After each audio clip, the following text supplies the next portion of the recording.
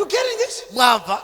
So Jesus' throne Yesu mpando is wake right at the center. uli pakati choncho. Round about him, Mozungulira there are other thrones. panali mipando ine yachifumu. Seats there are thrones. Mipandoyo ndi yachifumu. And the ones who sat, Amene anakhala and mipando inayo. upon the seats, I saw 420 elders. Panali akulu 24. These 20 elders sat. Iwo anakhala. Where they are sitting Pamene akhalapo is around the throne of Jesus. azungulira mpando wachifumu wa Yesu.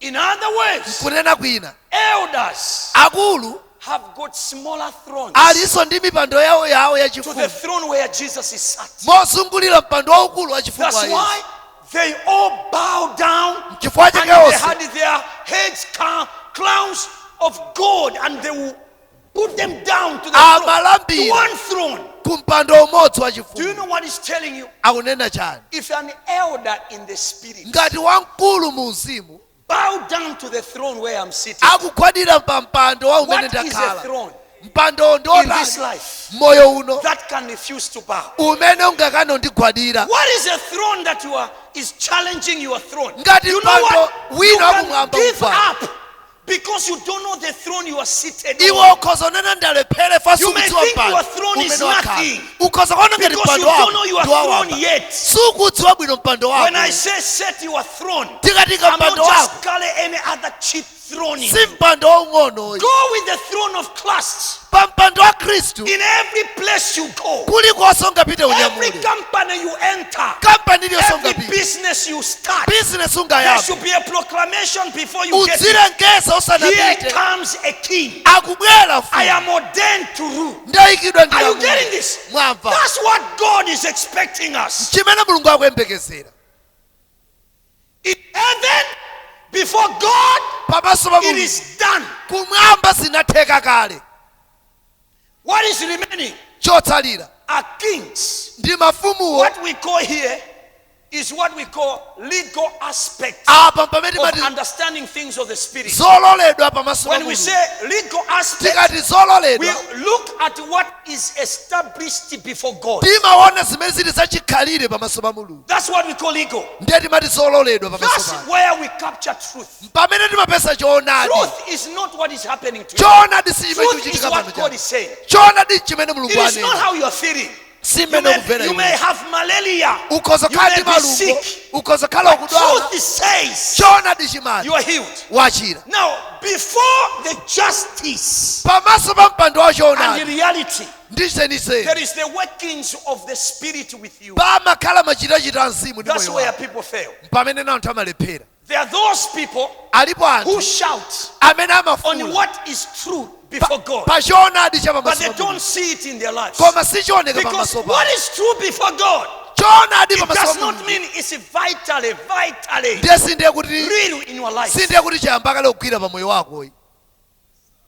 I don't know if you get what I'm saying. Tinenenso apa. It is true before God, Zimene zili but zokhazikika pamaso pa vitally, Mulungu. vitally, Mwina it is not true with your life. zimatha kukhala kuti iwe sunayambe uziona pa What do you do utani from what is true? pa chimene waona choonadi What pamaso pa is Mulungu. regal? Pa chimene chili chololedwa is pamaso pa just Mulungu. Pamene chili before chachikhalire God. pamaso pa Mulungu. You invite the Holy Ghost, Iweyo uitanire Mzimu Woyera.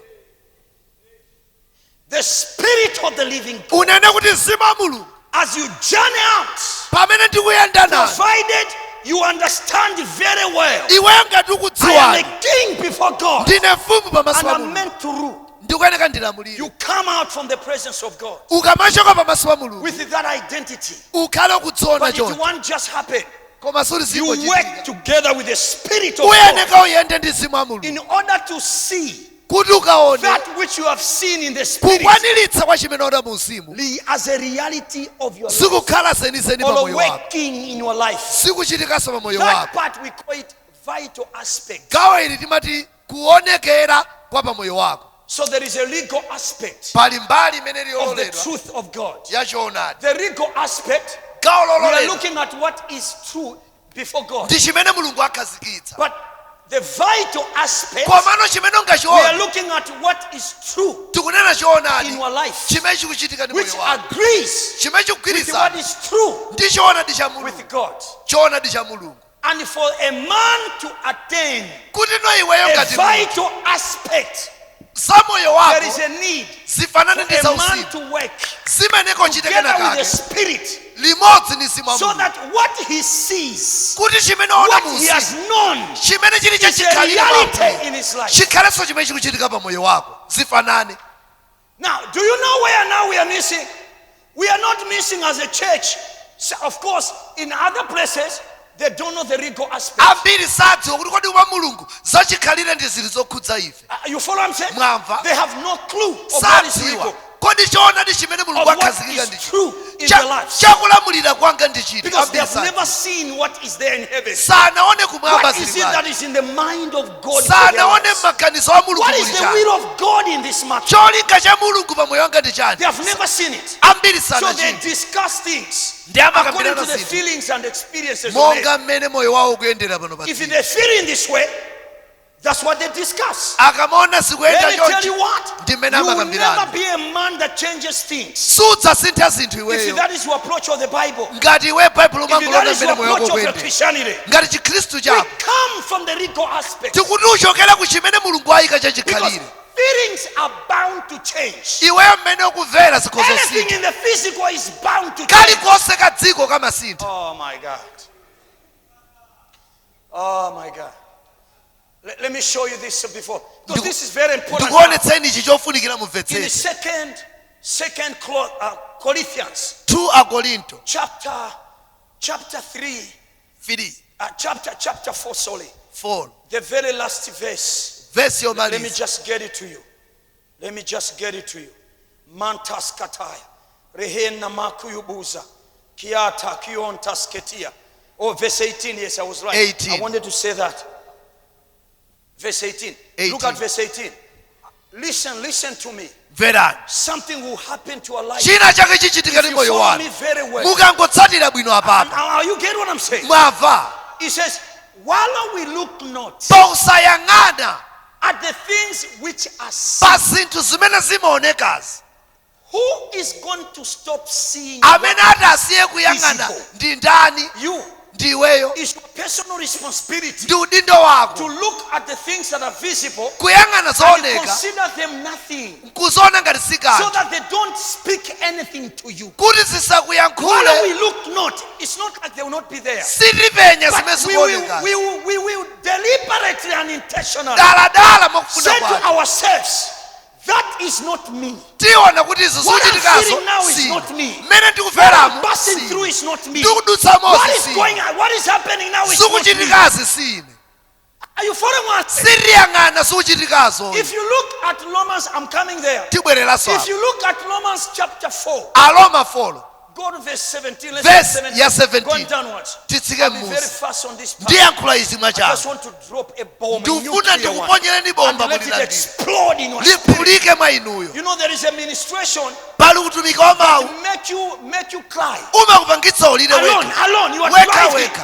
and tears are just coming down. ukumva misozi And do you know why kumanu they are coming down? udziwe matuka Because you can kwajani see yourself. umadziona That this weka is my time now. kuti nthawi yanga I've been ndi delaying myself. ndimachedwa Now I have seen the right of God. pano ndaona I can't kudika remain where I used to ndisakhale be. moti timikamo yes sir He says, no, chapter 4. aloma 4 Did I say verse ya 4? 17 no you said 4 4, chapter 4. aloma 4 Chapter 4. aloma 4 verse 17 Chapter 4. ikani aloma 4 verse 17 As it is written, monga I kwalembedwa have made thee a ndakupanga father of many nations. tate wa mafuko When did God make Abraham mulungu anampanga liti a father abrahamu of many nations? kukhala tate wa mafuko He made him when he had no child. anampanga kukhala tate wa mafuko Now alibiretu look at mwana this. muone ichi If you are dealing with God, you need to understand how it ukamayenda is. ndi mulungu dzimvetsetsa He makes you a father of many nations. anampanga tate wa mafuko Change your name kukusintha dzina from a name that was just normal kuchokera dzina to a wamba name that to suggest that now you have got many children. kukupangitsa dzina loti uli ndi ana Your name ambiri. is no longer Abraham, you are Abraham, Iwe sukhala an Abrahamu koma exalted Abrahamu. father. Tate You okwezeka. are going to go out people Uwauza anthu. telling people I am an exalted father. Udzauza ndine tate Yet okwezeka. you have no child. Koma mwana ulibe. But that's what God wanted. Koma mulungu ati iwe He zinene uli wanted ndi ana. man Amafuna Who mulungu. refuses to agree Akane with the nyengo. feelings, Akane with nyengo the mmene pleasant zili. situation, Akane mmene but zikuyendera. opens himself Koma to avomereze something invisible, kuchimene mulungu to what anena. God is saying. Chosaonekacho. Kasataraba. Thank you, Lord. Are you getting what I'm saying? Mwamva. Can you say I'm a king? It has nothing to do with what is happening Zilibe now. kanthu kaya You moyanu are kuyenda pano. ordained in the spirit to Muuzimu rule. iweyo kuyeneka ulamulire. And what you do is to refuse, number one, Iweyo ukane to look at the matters. kuyang'ana nyengo zako. Hold on to a spiritual. Tagwiritsitsa chimene chili chachikhalire mwa Come Ambuye. in a place and say, Ukafika pamalo dziti hail of the king. wa mfumu Oh, afika. here comes the king. Mfumu ikufika. Should you tell yourself, if nobody else is shouting in Ngati this way, wina sakuvomereza shout it by yourself. zineneweka. Here comes the king. Mfumu yafika ku ofesi. In this office, Mu ofesi muno I will rise and rule. nditsuka In nalamulira. this place, Pamalo I panopo will rise and rule. nditsuka I nalamulira. am ordained to rule in this Ndayikidwa land. ndilamulire. That's what you need to start saying. Udziziona wekha choncho You don't wait. osadikirira. That's how God. So he said to him, I said, who quickened the dead and he caused those things Mulungu amene aukitsa akufa. which be not Amene atchula zinthu zimene as palibe. though they are. Ngati zilipo kale.